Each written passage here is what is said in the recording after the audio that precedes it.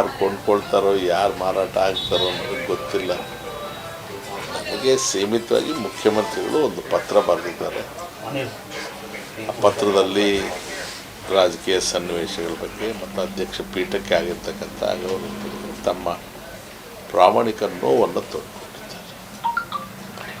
ಆಡಿಯೋವನ್ನು ಕೇಳಿದ್ದೇನೆ. 12 ಗಂಟೆ 10 ನಿಮಿಷ ಇದ್ದಾಗ ನನಗೆ ಬಂತು. 12ವರೆಗೆ ಬಡ್ಜೆಟ್ ಪ್ರತಿ ಓದಬೇಕಾಗಿತ್ತು. ಅದು ನನ್ನ ಕಾನ್ಸ್ಟಿಟ್ಯೂಷನಲ್ ಆಬ್ಲಿಗೇಷನ್. ನಾನು ಬಜೆಟ್ ಓದಿಸ್ಬೇಕಾಗಿ ಟೈಮ್ ಇರಲಿಲ್ಲ. ಸದನ ಮುಂದೂಡಿ ಬಂದ ಮೇಲೆ ನಾನು ಅದನ್ನು ಕೇಳಿದೆ. ಶನಿವಾರ ಭಾನುವಾರ 2 ದಿವಸ ರಜಾ. ಸೋಮವಾರನೇ ಪುನಃ ಸದನ ಸೇರೋದು. ಸದನಕ್ಕೆ ಸಂಬಂಧಿಸಿದ ವಿಷಯ ಆದ್ದರಿಂದ ಅಲ್ಲೇ ಪ್ರಸ್ತಾಪ ಮಾಡಬೇಕೆ ಹೊರತು ನಾನು ಹೊರಗೆಲ್ಲೂ ಮಾಡಲಿಕ್ಕೆ ಬರೋದಿಲ್ಲ. ಬಂದರೆ ನೋಡೋಣ, ಕಾನೂನು ಇದೆಯಲ್ಲ. ನಾನೇನು ಹಿಟ್ಲರ? ಕಾನೂನಿನ ಚೌಕಟ್ಟಲ್ಲೇ ಕೆಲಸ ಮಾಡಬೇಕಲ್ಲ. ಅವ್ರೇನು ಮಾಡಿದ್ದಾರೋ, ಇವ್ರು ಏನು ಬರೀತಾರೋ, ಅದು ಏನೇನು ಆಗಿದೆಯೋ ಎಲ್ಲ ಸಾಕ್ಷಿಗಳು ಪುರಾವೆಗಳೆಲ್ಲ ಇಟ್ಕೊಂಡು ಆಮೇಲೆ ಮುಂದಿನ ಕ್ರಮ ತಿಳಿಸಿ. ಪ್ರಾಣ ಕಳ್ಕೊಂಡವರು, ಆಸ್ತಿ ಕಳ್ಕೊಂಡವರು, ದೇಶಕ್ಕಾಗಿ ಸ್ವಾತಂತ್ರ್ಯಕ್ಕಾಗಿ ನಮಗೆ ಪ್ರಜಾಸತ್ತೆ ಬೇಕು, ನವಾಬರು ಬೇಡ, ರಾಜರು ಬೇಡ ಅಂತ ಹೇಳಿ ಏನು ಅವರೆಲ್ಲ ಸತ್ತು ಸ್ವರ್ಗದಲ್ಲಿದ್ದಾರೆ. ಅವ್ರಿಗೇನು ಸಮಾಧಾನ ಅಂತ ಹೇಳಿ ನಾವು ಅಪಚಾರ ಮಾಡಿಬಿಟ್ರಲ್ಲ ಅವ್ರಿಗೆಲ್ಲ. ನಮ್ಮ ಆಸೆ ಏನಿರುತ್ತೆ, ನಮ್ಮ ಮಕ್ಕಳು ಬುದ್ಧಿವಂತರಾಗಬೇಕು, ವಿದ್ಯಾವಂತರಾಗಬೇಕು, ಚೆನ್ನಾಗಾಗಬೇಕು, ನಮಗೆ ಇಷ್ಟಕ್ಕಾಯಿತು, ನಮ್ಮ ಮಕ್ಕಳು ಗೌರವ ಬದುಕುತ್ತೆ ಪ್ರತಿ ಮನುಷ್ಯನಿಗೆ ಇರುತ್ತೆ. ಹಾಗೆ ತಾನೆ ದೇಶಕ್ಕೆ ದುಡಿದ್ರಿಗೂ ನಮ್ಮ ದೇಶ ಚೆನ್ನಾಗಿರಬೇಕು, ದೇಶ ಹಾಗಂತ ಪ್ರಾಣ ಬಿಟ್ಟಿರ್ತಾರೆ ತಾನೆ. ಈಗ ಅವರು ಯಾವ ಲೋಕದಲ್ಲಿ ಇರ್ತಾರೋ ನಮಗೆ ಗೊತ್ತಿಲ್ಲ. ಅಲ್ಲಿ ಇರ್ತಾರ. ಈ ಬೆಳವಣಿಗೆಗಳೆಲ್ಲ ನೋಡಿ ನಮ್ಮ ಮಾತು ಜಾಗೃತೆಯಿಂದ ಇರಬೇಕು, ಜವಾಬ್ದಾರಿಯಿಂದ ಇರಬೇಕು. ಜನ ಕೇಳ್ತಾರಲ್ಲಪ್ಪ, ಬಜಾರಲ್ಲಿ ನಾವು ಕಾಣಿಸಿದ್ರೆ ಜನ ಕಡೆ ಪಕ್ಷ ನಮಗೆ ಏನು ಸರ್ ಚೆನ್ನಾಗಿದ್ರೆ ಅಂತ ನಗನಗ್ತಾ ಮಾತಾದರೂ ಆಡಬೇಕಲ್ಲ. ನಮ್ಮನ್ನು ನೋಡಿ ಮುಖ ಸಿಂಡಿಸ್ಕೊಂಡು ಪಕ್ಕಕ್ಕೆ ಉಳ್ಕೊಂಡು ಹೋದರೆ ತೋರ್ವನ ನಮಗೆ? ಅದಕ್ಕೆ ಬದುಕಬೇಕಾ ಹೇಳ್ರಿ? ಎದಕ್ಕೆ ಬದುಕ್ತೀವಿ ನಾವು?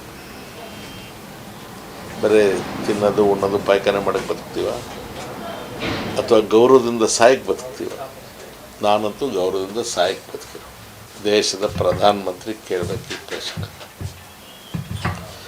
5 ವರ್ಷಗಳ ಕೆಳಗೆ ಒಂದು ಹೊಸ ವಿಶ್ವಾಸವನ್ನೇ ಮೂಡಿಸಿ ಎಂದೂ ಇಲ್ಲದಂಥ ರೀತಿಯಲ್ಲಿ ತನ್ನ ಪಕ್ಷಕ್ಕೆ ಸಾಕಷ್ಟು ಬಹುಮತವನ್ನು ಕೊಟ್ಟು ಲೋಕಸಭೆಗೆ ಆಯ್ಕೆ ಮಾಡಿ ನಿರಾತಂಕವಾಗಿ ದೇಶ ನಡೆಸಕ್ಕೆ ಬಿಟ್ಟಾಗ ಚುನಾವಣಾ ಸುಧಾರಣೆಗಳನ್ನು ತರೋದಕ್ಕೆ, ಸಂವಿಧಾನದಲ್ಲಿ ತಿದ್ದುಪಡಿ ತರೋಕ್ಕೆ ಏನು ಖರ್ಚಿತ್ತು? ಸ್ಟೇಷನರಿ ಅಷ್ಟೇ ಅಲ್ವಾ? ದುಡ್ಡು ಬೇಕಾಗಿತ್ತು, ಬಡ್ಜೆಟ್ ಅಲೋಕೇಶನ್ ಬೇಕಾಗಿತ್ತು. ಅವ್ರು ಮಾಡಬೇಕಾಗಿದ್ದ ಕೆಲಸವನ್ನು ನೀವು ನನಗೆ ಪ್ರಶ್ನೆ ಮಾಡಿದರೆ ನಾನೇನು ಉತ್ತರ? ನಾನು ನೊಂದಿದ್ದೇನೆ. ನಾನೊಂದು ಸಾಮಾನ್ಯ ಕುಟುಂಬದಿಂದ ಬಂದವನು. ನಾನು ಇಲ್ಲಿಯವರೆಗೆ ಬೆಳಿಬೇಕಾದ್ರೆ ನನ್ನ ಜನರ ಪ್ರೀತಿ, ವಿಶ್ವಾಸ, ಆಶೀರ್ವಾದನೇ ಕಾರಣ. ಅಂತಹ ಜನರ ಮನಸ್ಸಿಗೆ ಅಪಮಾನ ಮಾಡಿ, ನೋವು ಮಾಡಿ ಒಂದು ಕ್ಷಣ ಕೂಡ ನಾನು ಬದುಕಿರೋಕ್ಕೆ ಇಷ್ಟಪಡೋದಿಲ್ಲ. ಸಾರ್ವಜನಿಕ ಜೀವನ ನಂಬಿಕೆ ದ್ರೋಹ ಅಲ್ವಾ ಅದು? ನಾವೆಲ್ಲರೂ ಸೇರಿ ಒಟ್ಟಾಗಿ ಸದನದಲ್ಲಿ ಕೂತು ಮಾಡಬೇಕಾದ ಕೆಲಸವನ್ನು ಮಾಡದೆ ಹೋದಾಗ ಇಡೀ ರಾಜ್ಯದ ಜನರಿಗೆ ನಾವು ಮಾಡುವ ನಂಬಿಕೆ ದ್ರೋಹ ಅಲ್ವಾ? ಅದ್ರ ಬಗ್ಗೆ ನನಗೆ ನೋವಿದೆ. ನಾನು ಏನು ಮಾಡಲಿ? ಹೀಗಾದರೂ ಮಾತಾಡಿದ್ರೆ ಸ್ವಲ್ಪನಾದರೂ ಎಚ್ಚರ ಬರುತ್ತೇನೋ, ಗೌರವದಿಂದ ಬದುಕ್ತಾರೇನೋ, ಸ್ವಲ್ಪನಾದರೂ ನಾಚಿಕೆ ಬರುತ್ತೇನೋ ಅಂತ ಹಿಂಗೆ ಮಾತಾಡ್ತೀನಪ್ಪ. ನಾನು ಇದಕ್ಕಿಂತ ಕಠಿಣವಾಗಿ ಮಾತಾಡೋಕ್ಕೆ ಬರಲ್ವಲ್ಲ. ನಾನು ಹೆಚ್ಚು ಕಲಿತವನು ಅಲ್ಲ. ಊರಲ್ಲೇ ಅಷ್ಟೇ ಓದ್ಕೊಂಡು ಅಲ್ಲಿಗೆ ಸೀಮಿತ ಆಗಿದ್ದು. ನನಗೆ ಗೊತ್ತಿದ್ದ ಭಾಷೆಯಲ್ಲಿ ಅತ್ಯಂತ ಸಂಸ್ಕಾರಯುತವಾಗಿ ನನ್ನ ಮಾತುಗಳನ್ನು ನಾನು ಹೇಳ್ತಾ ಇದ್ದೇನೆ. ಗೋಪಾಲ್ ಗೌಡರನ್ನ ದೂರದಿಂದ ನೋಡಿದ್ದೆ ನಾನು. ಅವ್ರ ಜೊತೆಯಲ್ಲಿ ರಾಜಕಾರಣ ಮಾಡಿದ್ದೆ. ಸುಳ್ಳು ಹೇಳಬಾರ್ದು. ಅವರು ಮಹಾನ್ ಮೇರು ಪರ್ವತ.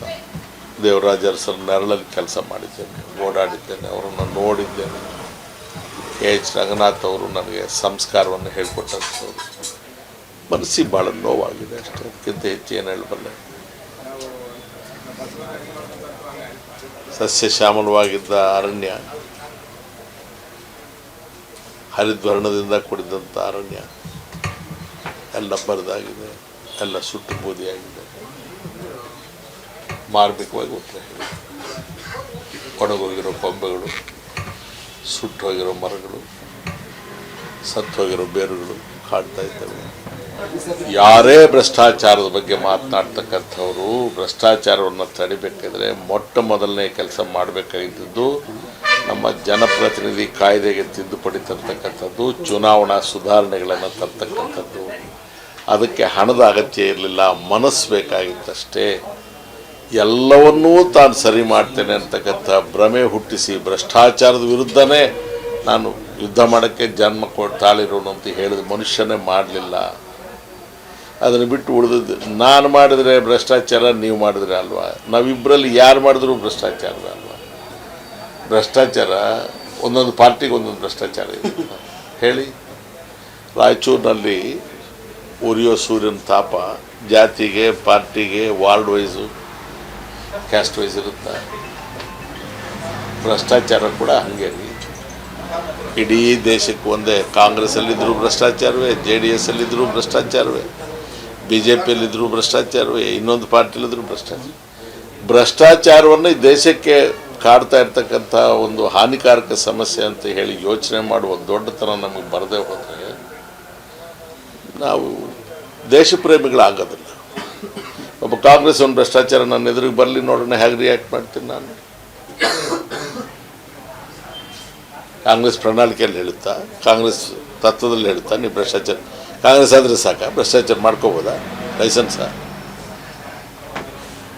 BJP ಆದರೆ ಲೈಸೆನ್ಸಾ? JDS ಆದರೆ ಲೈಸೆನ್ಸ್? ತಪ್ಪು ಯಾರು ಮಾಡಿದ್ರು ತಪ್ಪು. ತಪ್ಪುಗಳನ್ನು ಪಕ್ಷದ ಆಧಾರದ ಮೇಲೆ ನಾವು ನೋಡೋದಕ್ಕೆ ಶುರು ಮಾಡಿದ್ರೆ ನಾವು ದೇಶಕ್ಕಿಂತ ಪಕ್ಷ ದೊಡ್ಡದು ಅಂತ ಹೇಳೋರಾಗ್ಬಿಡ್ತೀವಿ. ನನಗೆ ಎಂದೂ ಕೂಡ ದೇಶ ದೊಡ್ಡದು.